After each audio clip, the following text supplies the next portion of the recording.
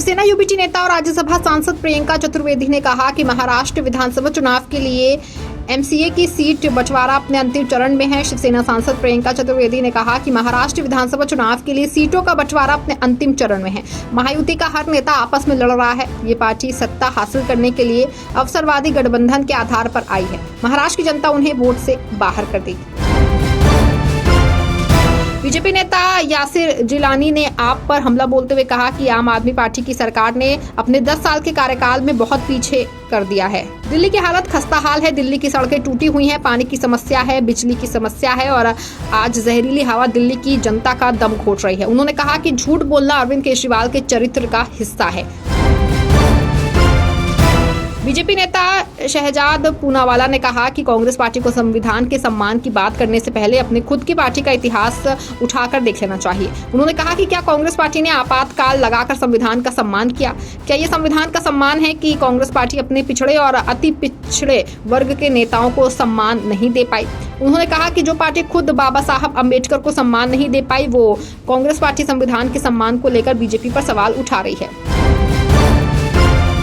पराली जलाने को लेकर सियासी गलियारों में चर्चाओं का बाजार गर्म है। वहीं इसी बीच कांग्रेस के नेता उदित राज ने कहा कि पराली जलाना पंजाब और हरियाणा के कहीं कम नहीं हुआ। आप और बीजेपी को सब अपना वोट बैंक बचाना चाहते हैं और किसी भी पराली जलाने वाले के खिलाफ कार्रवाई नहीं करना चाहते। प्रदूषण से दिल्ली के लोगों का सेहत जो है वो खराब हो जाए, उनको कोई चिंता नहीं है। राहुल गांधी पर हमला बोलते हुए बीजेपी नेता आरपी सिंह ने कहा कि राहुल गांधी कहीं स्कूल तो गए नहीं तो उन्हें इतिहास पता हो कि इतिहास क्या होता है। एनसीईआरटी की किताबों में बिरसा मुंडा के बारे में पूरा इतिहास से बच्चों को पढ़ाया जाता है, लेकिन उसे राहुल गांधी को कोई लेना देना नहीं है। बीजेपी नेता प्रवीण खंडेलवाल ने कहा कि करवा चौथ हमारे देश की संस्कृति और सभ्यता का सबसे बड़ा त्योहार है। जब हम महिलाओं की सम्मान देने की बात करते हैं तो महिलाओं के सम्मान और उनके मंगल का इससे बड़ा कोई त्योहार नहीं हो सकता। इसलिए पूरे देश में करवा चौथ को लेकर बड़े मात्रा में लोगों ने खरीदारी की।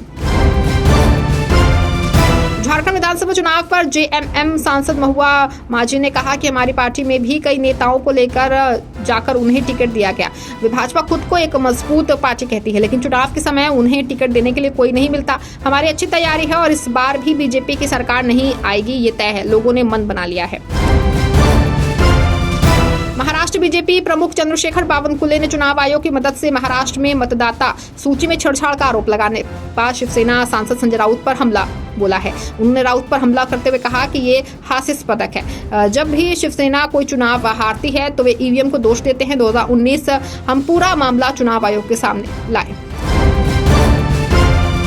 केंद्रीय मंत्री मनसुख मंडाविया ने अपनी प्रतिक्रिया देते हुए कहा कि प्रधानमंत्री मोदी के नेतृत्व में देश आगे बढ़ रहा है। प्रधानमंत्री मोदी ने 2047 तक भारत को विकसित भारत बनाने का लक्ष्य रखा है। हमने खेलों को बढ़ावा देने का भी लक्ष्य रखा है और इस दिशा में जमीनी स्तर पर प्रतिभाओं की पहचान करने के लिए फिर उन्हें दिखाने जैसे कई कदम उठाए जा रहे हैं।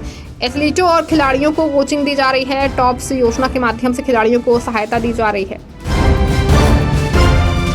जम्मू कश्मीर के मुख्यमंत्री उमर अब्दुल्लाह ने अंतर्राष्ट्रीय कश्मीर मैराथन 2024 पर कहा कि यहां न सिर्फ दूसरे देशों से लोग आए बल्कि देश के कई कोनों से लोग पहुंचे। स्थानीय लोगों ने भी शिरकत की। इससे पहले ऐसा आयोजन नहीं हुआ। हजारों की तादाद में लोग पहुंचे। हम भी यही चाहते हैं कि नौजवानों का रुख नशीले पदार्थों से हटाकर खेलकूद की तरफ लाएं। अभिनेता सुनील शेट्टी से भी अच्छी बातचीत रही। यहाँ उनको लेकर के उन्होंने सुझाव भी दिए, जिस पर हम चर्चा करेंगे।